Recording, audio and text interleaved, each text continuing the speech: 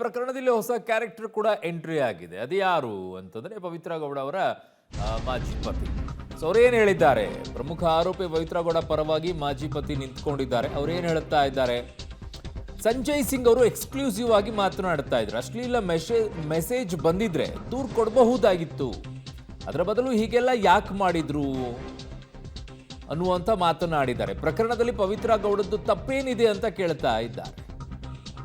So Darshan ಬಳಿ ಪವಿತ್ರ ಹೇಳಿಕೊಂಡಿದ್ದು ತಪ್ಪ? So Pavithra Gowda ಯಾವತ್ತೂ ಕೂಡ ತಪ್ಪು ಹೆಜ್ಜೆ ಇಡಲ್ಲ ಅನ್ನುವಂಥ ವಿಶ್ವಾಸವನ್ನ ಈಗ ಮಾಜಿ ಪತಿ ಹೇಳ್ತಾ ಇದ್ದಾರೆ. ಸೊ ದರ್ಶನ್ಗೆ ಮೆಸೇಜ್ ಬಗ್ಗೆ ಪವಿತ್ರ ಹೇಳಿದ ತಪ್ಪಲ್ಲ, ಆದರೆ ದರ್ಶನ್ ತೆಗೆದುಕೊಂಡಂತ ನಿರ್ಧಾರ ತಪ್ಪು ಅನ್ನುವಂಥದ್ದನ್ನ ಹೇಳ್ತಾ ಇದ್ದಾರೆ. Correct sir. ಹಾಗಿದ್ದಾಗ ಅವತ್ತಿನ ದಿನ ಅಲ್ಲಿ ಕಿಡ್ನ್ಯಾಪ್ ಮಾಡಿದ್ದಾರೆ, ಕಿಡ್ನ್ಯಾಪ್ ಮಾಡಿದಂಥ ಗೋಡೌನ್ಗೆ ಶೆಡ್ ಒಳಗಡೆಗೆ ಹೋಗಿ ಚಪ್ಪಲಿ ತೊಗೊಂಡು ಹೊಡೆದಿದ್ದಾರೆ ಅನ್ನುವಂಥದ್ದು ಯಾಕೆ ಬಂತು? ಹಾಗಿದ್ದಾಗ ಅದು ಸುದ್ದಿಗಳು ಬಂತಲ್ವಾ, ಅದನ್ನು ಹೇಳ್ತಾ ಇದ್ದಾರಲ್ಲ, ಅದು ಯಾಕೆ ಬಂತು ಸಂಜಯ್ ಸರ್? ನೋಡೋಣ ಏನು ಮಾತಾಡಿದ್ದಾರೆ.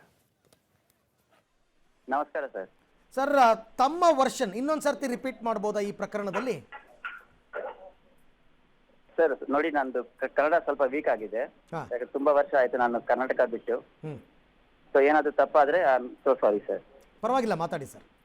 ಸರ್ ನಾನು ಹೇಳ್ತಾ ಇರೋದು ಆಕ್ಚುಲಿ ನಾನು ಹೇಳಿದ ಸ್ಟೇಟ್ಮೆಂಟ್ ಕರೆಕ್ಟ್. ಯಾಕಂದ್ರೆ ಇವಾಗ ನನಗೆ ನೋವಾದ್ರೆ ನಾನು ಹೋಗಿ ನಾನು ಹೆಂಡತಿ ಹತ್ರನೇ ಹೇಳ್ಕೊಂತೀನಿ ಫಸ್ಟ್. ನಾನು ಡೈರೆಕ್ಟ್ ಆಗಿ ಹೋಗ್ಬಿಟ್ಟು ಪೊಲೀಸ್ ಸ್ಟೇಷನ್ಗೆ ಇಲ್ಲಾಂದ್ರೆ ಬೇರೆಯವ್ರಿಗೆ ಯಾರಿಗೂ ಹೇಳ್ಕೊಡಲ್ಲ, ಹೌದಾ ಅಲ್ವಾ? ಹೌದು. ಅದೇ ತರ ಪವಿತ್ರ ಅವರು ಅದೇ ಮಾಡಿದ್ದಾರೆ. ಅವ್ರಿಗೆ ನೋವು ಆಗಿದೆ, ಅವ್ರು ಹೋಗ್ಬಿಟ್ಟು ಅವ್ರ ಗಂಡನ್ ಕೇಳ್ಕೊಂಡಿದ್ದಾರೆ. ಸೊ ನಾನ್ ನೋಡಿ, ನಾನು ಇಲ್ಲಿ ದರ್ಶನ್ಗೂ ತಪ್ಪು ಅನ್ನತ ಹೇಳ್ತಾ ಇಲ್ಲ. ದರ್ಶನ್ ಅವರು ಒಂದು ಸ್ಟೆಪ್ ಕರೆಕ್ಟ್ ತಗೋಬೇಕಾಗಿತ್ತು. Being a superstar and being a so smart person, ಅವರು ಒಂದು ರೈಟ್ ವೇದಲ್ಲಿ ಹೋಗಿದ್ರೆ ಇಷ್ಟೆಲ್ಲ ಆಗ್ತಾ ಇರ್ಲಿಲ್ಲ. But sir, one more point I want to add here. ಇಲ್ಲಿ ನೀವು A1 ಪವಿತ್ರ ಅಂತ ಹೇಳ್ತಾ ಇದ್ರಲ್ವಾ, ಫಸ್ಟ್ ತಪ್ಪು ಎಲ್ಲಿಂದ ಸ್ಟಾರ್ಟ್ ಆಗಿದೆ ಸರ್? ತಪ್ಪು ಮಾಡಿದ್ದು ಅವರು ದ ಪರ್ಸನ್ ಹೂ ಡೈಡ್. ಅವರು ಫಸ್ಟ್ ರಾಂಗ್ ಆಗಿ ಮೆಸೇಜ್ ಕಳ್ಸಿರೋದು ಒಂದು ಹೆಣ್ಣಿಗೆ. ಅವ್ರಿಗೂ ಮದುವೆ ಆಗಿದೆ, ಅವ್ರ ಹತ್ರನೂ ಹೆಂಡತಿ ಇದೆ. ಅವ್ರ ಹೆಂಡತಿ ಜೊತೆ ಇದೇ ತರ ಆಗಿದ್ರೆ ಅವ್ರ ಏನ್ ಮಾಡ್ತಾ ಇದ್ರು?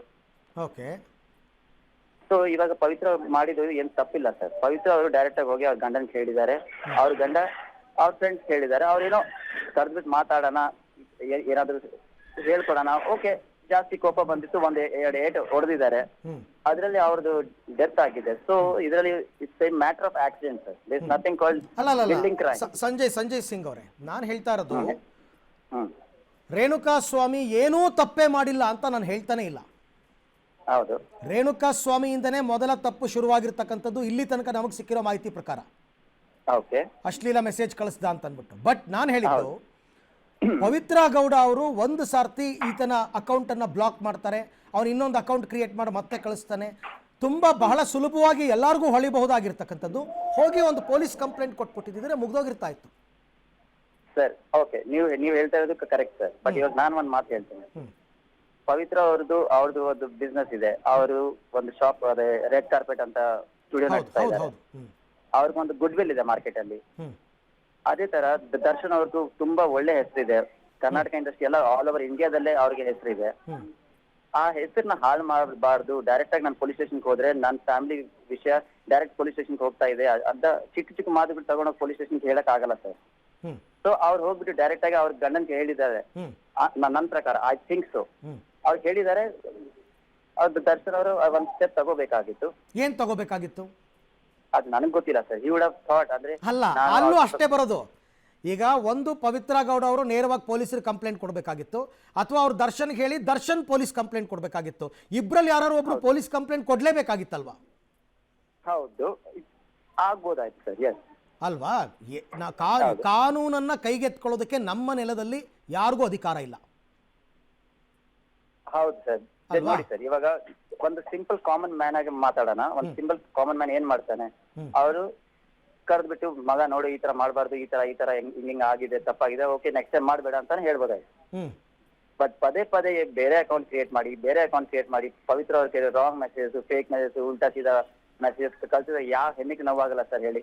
ಹೌದು, ಆಗುತ್ತೆ, ಖಂಡಿತ ಆಗುತ್ತೆ. ಯಾರಿಲ್ಲ ಅಂದಿದ್ದು? ಖಂಡಿತ ಆಗುತ್ತೆ. ಆ ನೋವನ್ನ ಯಾವ ರೀತಿ ಬಗೆಹರಿಸ್ಕೋಬೇಕು ಅಂತಕ್ಕಂಥದ್ದು ಬಹಳ ಮುಖ್ಯ ಆಗುತ್ತಲ್ವಾ? ಹೌದು. ಸೊ ಇವಾಗ ನಾನು ಹೇಳ್ತಾ ಇರೋದು ಒಂದೇ ಪಾಯಿಂಟ್ ಸರ್. ಇಲ್ಲಿ ಪವಿತ್ರ ಅವ್ರದ್ದು ಏನ್ ತಪ್ಪು ನನ್ಗೆ ಏನು ಕಾಣಿಸಲ್ಲ. ಯಾಕಂದ್ರೆ ಅವ್ರು ಡೈರೆಕ್ಟ್ ಆಗಿ ಹೋಗ್ಬಿಟ್ಟು ಅವ್ರ ಗಂಡನ ಹತ್ರ ಕೇಳಿದ್ದಾರೆ. ಸೊ ಇದರಲ್ಲಿ ಅವ್ರ ಮೋಸ್ಟ್ಲಿ ಅವ್ರದ್ದು ಫೋನ್ ಲೊಕೇಶನ್ ಅಲ್ಲಿ ಯಾಕೆ ಬರ್ತಾ ಇದೆ ಅಂದ್ರೆ ಮೋಸ್ಟ್ಲಿ ದರ್ಶನ್ ಅವ್ರು ಹೇಳಿರ್ಬೋದು, ಇಲ್ಲಾಂದ್ರೆ ಅವ್ರ ಫ್ರೆಂಡ್ ಯಾರೋ ಬನ್ನಿ ಇವನೇನಾ ಇಲ್ವಾ ನೀವು ಸ್ವಲ್ಪ ನೋಡ್ಕೊಳ್ಳಿ ಮನುಷ್ಯ ಅವನೇನಾ ನಿಮ್ಗೆ ಕೆಟ್ಟ ಮೆಸೇಜ್ ಕಳಿಸ್ತಾ ಇರೋದು ಅಂತ ಅವ್ರು ಹೋಗಿರ್ಬೋದು. ಬಟ್ ಅವರೇ ಮಾಡಿದ್ದಾರೆ ಅಂತ. ಓಕೆ, ನಿಮ್ಮ ಪ್ರಕಾರ ಪವಿತ್ರ ಗೌಡ ಅವರ ತಪ್ಪು ಇದರಲ್ಲಿ ಏನೂ ಕಾಣಿಸ್ತಿಲ್ಲ ಅನ್ನೋದೇ ಆದರೆ ಪೊಲೀಸರು FIR ನಲ್ಲಿ A1 ಮಾಡಿರೋದು ಯಾಕೆ? A1, that's what I am saying, sir. A1 should be the person who has died. He is the person who has started everything. Sir ಅದು ಯಾವಾಗ ಗೊತ್ತಾ, ನೀವು ಹೇಳ್ತಾ ಇರೋದು ಕಾನೂನಾತ್ಮಕವಾಗಿ ಮಾತಾಡ್ತೀನಿ ನಾನು. ಪವಿತ್ರ ಗೌಡ ಅವರೇ ಕಂಪ್ಲೇಂಟ್ ಕೊಟ್ಟಿದ್ರೆ ಇದೇ ರೇಣುಕಾಸ್ವಾಮಿ ವಿರುದ್ಧ, ಆಗ ರೇಣುಕಾಸ್ವಾಮಿ A1 ಆಗ್ತಾ ಇದ್ರು. Okay.